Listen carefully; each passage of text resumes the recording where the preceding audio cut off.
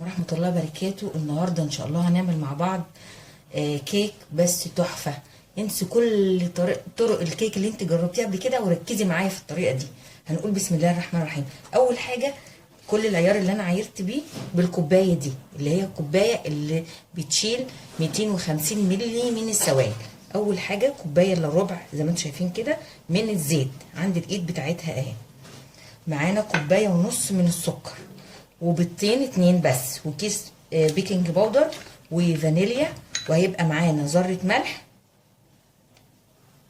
شويه ملح اقل من ربع معلقه ملح، ومعانا كوبايه من زبادي المراعي اللي هي كوبايه صغيره. هنكمل عليها كوبايه وربع من اللبن عشان تعمل لنا العيار كله، يعمل لنا كوبايه ونص زبادي مع اللبن، يعملوا كوبايه ونص بنعيار الكوبايه دي.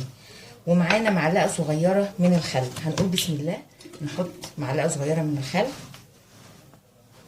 على اللبن والزبادي بتوعنا اهي، معلقه صغيره دي، معلقه كوبايه الزبادي وكوبايه وربع من اللبن عشان يعملوا لنا كوبايه ونص لبن على زبادي. هنقول بسم الله الرحمن الرحيم.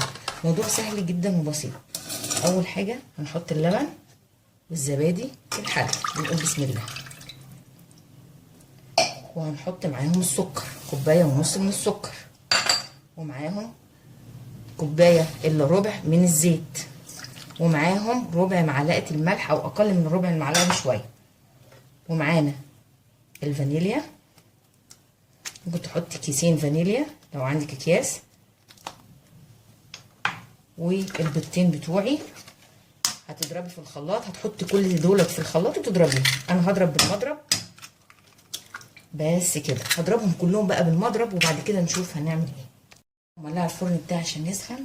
الصينيه بتاعتي مقاسها 30 سنتي، مدهونه زيت، فيها شويه فانيليا وعليها الدقيق بتاعنا. معانا نص كيلو دقيق منخول هناخد منه، وكيس بيكنج باودر. هنقول بسم الله. هناخد بقى على حسب ما العجينه بتاعتنا ايه تمتص السوائل.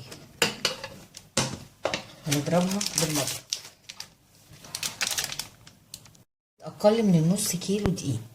نقول بسم الله الرحمن الرحيم. نسويها كده. هندخلها الفرن درجه حراره اقل من المتوسط. دي صينيه الكيك بتاعتنا بعد ما خرجت من الفرن وهديت شويه، هي لسه ما بردتش. شايفين شكلها بجد في منتهى الجمال. ما تنسوش ان حراره الفرن تكون اقل من المتوسط علشان هي بتاخد لون بسرعه عشان تستوي معاكم من جوه. ما تنسوش اللايك والاشتراك وتفعيل الجرس عشان يوصلكم كل جديد ان شاء الله.